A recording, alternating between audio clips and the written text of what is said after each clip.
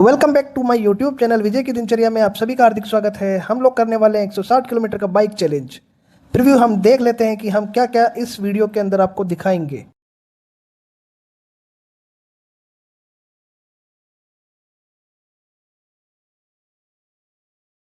चलिए शुरू से शुरू करते हैं। हम हैं तीन भाई और हम करने वाले हैं 160 किलोमीटर का बाइक चैलेंज। जाते हुए 160 और वापस आते हुए 160, तो लगभग हो गया 350 किलोमीटर, दिल्ली जाने जितनी दूर। तो उसके लिए हमने मंगा लिए हैं द दीप कंपनी के सनग्लासेस, और ये हमने एक हफ्ते पहले मंगाए थे, जो हमारे पास आ चुके हैं। इस कंपनी के सनग्लासेस आप अमेजॉन, फ्लिपकार्ट से मंगा सकते हैं। और 0 किलोमीटर का टेक मैंने हमारे भैया को दे दिया है। हम तीन भाई हैं, मजला मैं हूँ, बड़े भैया हैं और बीच वाला दीपक कलाल नहीं दीपक। शुरू कर दिए हमने जर्नी। हम बहुत एक्साइटेड है। जर्नी स्टार्ट करने के साथ ही समय मैं बता देता हूँ, सुबह के 9 बजे हैं और हम आ गए हैं एशिया की सबसे बड़ी मार्बल मंडी के अंदर। इस मार्बल मंडी की शुरुआत लगभग 1980 के आसपास हुई थी और ये है किशनगढ़ शहर। यहाँ पर लगभग 1200 से 1500 प्रोसेसिंग यूनिट्स हैं। और ये जो आप भीड़ देख रहे हैं, ये मेगा हाईवे की भीड़ है। और यहाँ पर प्रतिदिन तकरीबन 5 से 7 हजार ट्रक्स यहाँ से रोजाना गुजरते हैं।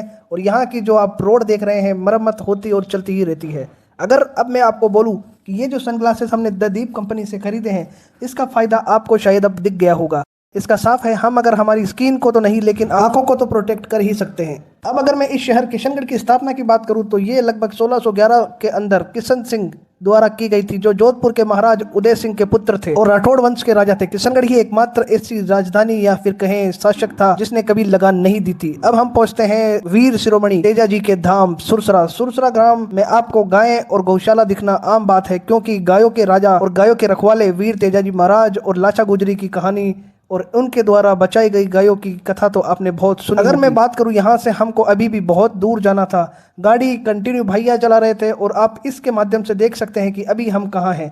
हमको जाना है आज सालासर बालाजी दर्शन करने के लिए, और हमारी गाड़ी अभी तो यहीं अटकी हुई है, क्योंकि हम लोग कंटिन्यू गाड़ी चला कर जाने वाले और हमारा मकसद है कि हम वापस शाम तक घर आ जाएँ। और रोड बिल्कुल खाली है और रोड की व्यवस्था और अच्छी तरीके से बनी होने के कारण हमको किसी प्रकार की कोई परेशानी नहीं आ रही है। कुछ यूपी के आए हुए भाइयों को देखकर मैं अब आपको दिखा देता हूं कि अभी भी हम 125 किलोमीटर दूर है और मवेशियां और ग्रामीण क्षेत्रों से गुजरते हुए हम हमारा पहला टोल पार करते हैं। टोल पार करने के बाद मेरे मन में एक ही ख्याल आता है कि कहीं आगे पुलिस ना मिल जाए।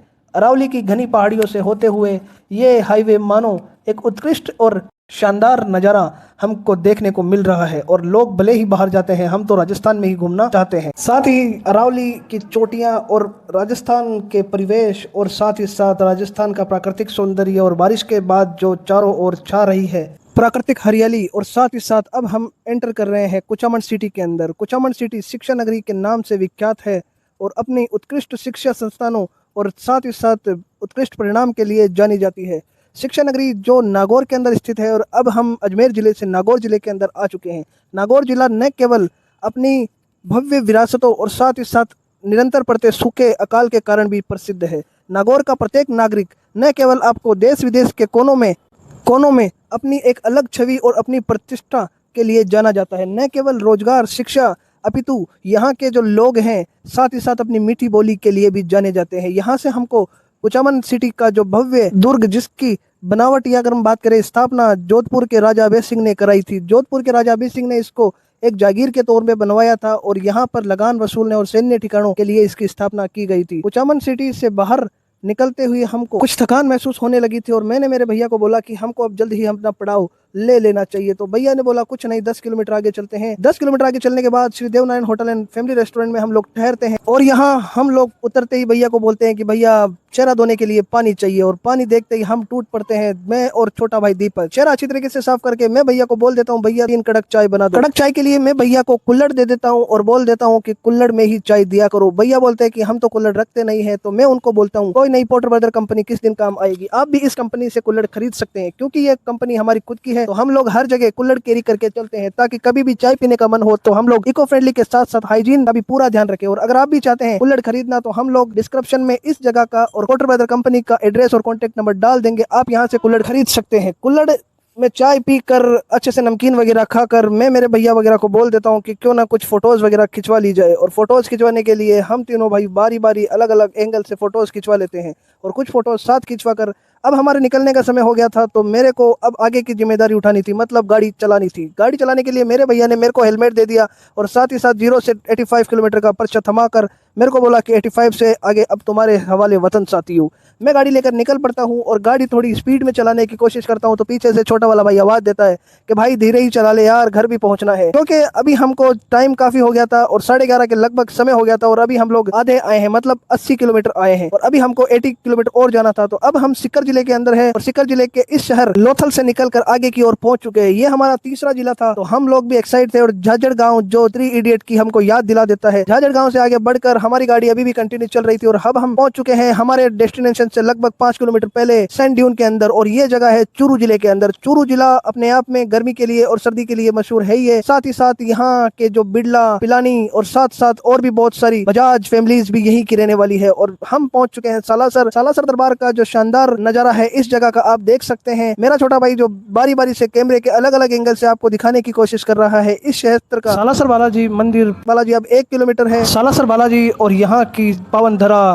को देखकर मैं बड़ा प्रसन्न होता हूँ। अब हम सालासर बालाजी की पावन धरा के ऊपर आकर हम बड़े प्रसन्न होते हैं और अब हम शिव मंदिर सालासर के अंदर आ चुके हैं। सालासर गांव चूरू के अंदर है और यहाँ का जो भव्य नजारा है आप सभी देखकर और मैं भी देखकर बड़ा प्रसन्न होता हूँ। सालासर बालाजी के जयकारे और चलते हुए भक्त और मानो ये किसी सुंदर दृश्य से कम नहीं है। हम लोग बाइक के ऊपर हैं और अभी हम लोग मेन मंदिर से तकरीबन 1.5 किलोमीटर की दूरी के ऊपर है। गाड़ी पार करके सामने वाले भैया से प्रसाद लेकर पैदल पैदल चलना शुरू कर देते हैं। समय लगभग 1 बज चुके हैं, मतलब 9 बजे से चलना स्टार्ट किया और हम लोग 1:30 बजे तक यहाँ पहुँच पाए हैं। मतलब 3.5 घंटे के अंदर हम लोग 180 किलोमीटर का सफर करके यहाँ तक पहुँचे हैं। हम लोगों ने चप्पल वहीं उतार दी थी और हम अब आ चुके मुख्य द्वार के ऊपर। और मुख्य द्वार का शानदार नज़ारा आप सभी को दिखाकर और साथ ही साथ यहाँ कुछ शानदार और कभी न भूलने वाली तस्वीरें लेकर हम लोग मुख्य द्वार से होकर अंदर की ओर प्रवेश करते हैं।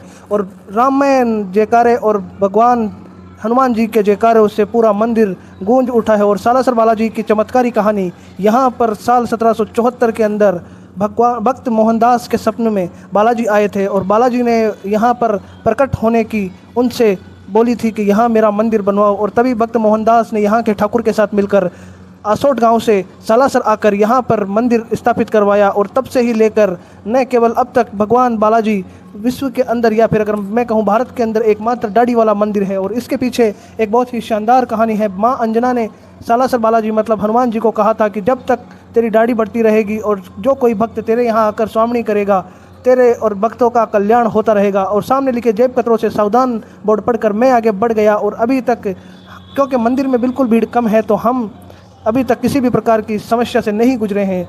जिगजैग रेलिंग से होते हुए और भगवान के जयकारे लगाते हुए हम लोग आगे बढ़ रहे थे। और साथ ही साथ मैं हमेशा आपको यही बोलता हूँ कि ऐसे टाइम पर भगवान के जाइए जिस टाइम पर बहुत कम भीड़ मिले। कुल मिलाकर बात इतनी सी है कि अगर आप मेले के टाइम पे या इसे स्पेशल दिवस के तौर पर अगर भगवान के दर्शन के लिए जाते हैं तो हो सकता है आपको थोड़ा समय लग सकता है, लेकिन 10 मिनट के बाद ही मात्र हम भगवान के सामने होते हैं। भगवान के सामने हाथ जोड़कर नतमस्तक होकर भगवान को प्रणाम कर कर और सभी के लिए मंगल कामना कर कर मैं भगवान को हाथ जोड़कर और भगवान से आशीर्वाद लेकर निकल पड़ता हूँ वापस। लेकिन मेरा मन नहीं हटता भगवान के सामने से और मैं आ जाता हूँ प्रसाद चढ़ाने के लिए। प्रसाद चढ़ाने के लिए यहाँ पे अलग ही थोड़ा सिस्टम था और सिस्टम के हिसाब से प्रसाद चढ़ाकर, लेकिन मुझे एक जो चीज़ सबसे ख़राब लगी यहाँ पर वो थी वीआईपी सिस्टम। वीआईपी सिस्टम का कल्चर आज भारत के हर मंदिर में है और इस मंदिर में भी वही सिस्टम है। यहाँ पर जिन लोगों के पास वीआईपी पास है उनको तो अच्छी तरीके से दर्शन करने को मिल रहे हैं, लेकिन जिनके पास वीआईपी के पैसे नहीं है या फिर जो वीआईपी दर्शन नहीं करते हैं उनको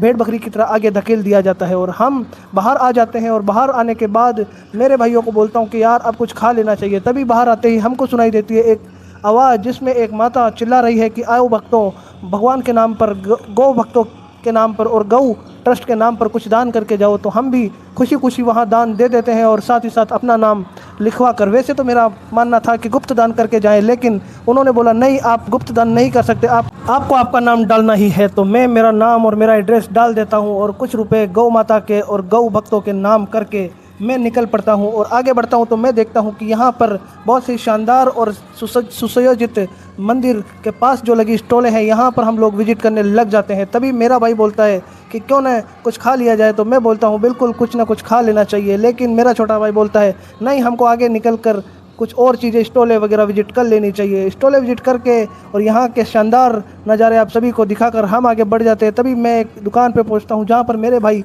घर के लिए और बच्चों के लिए कुछ सामान लेते हुए दिखाई देते हैं और कुछ छोटे मोटे हंसी मजाक वाली चीज़ें मैं भी ले लेता हूँ, लेकिन मेरी गर्दन दर्द करने लग जाती है। उसके बाद यहाँ से हम लोग आगे की ओर बढ़ जाते हैं और लोकल मार्केट से होकर आप सभी को ये मार्केट दिखाकर हम ये वीडियो यहीं एंड करने वाले हैं। आप सभी लाइक शेयर सब्सक्राइब जरूर करिएगा और मेरी इस मेहनत के लिए वीडियो को सेव जरूर कर लीजिएगा। और अगर आप भी बाइक से जाना चाहते हैं तो बिल्कुल सावधानी पूर्वक जाइएगा। मिलते हैं दोस्तों अगली वीडियो में। जय श्री राम।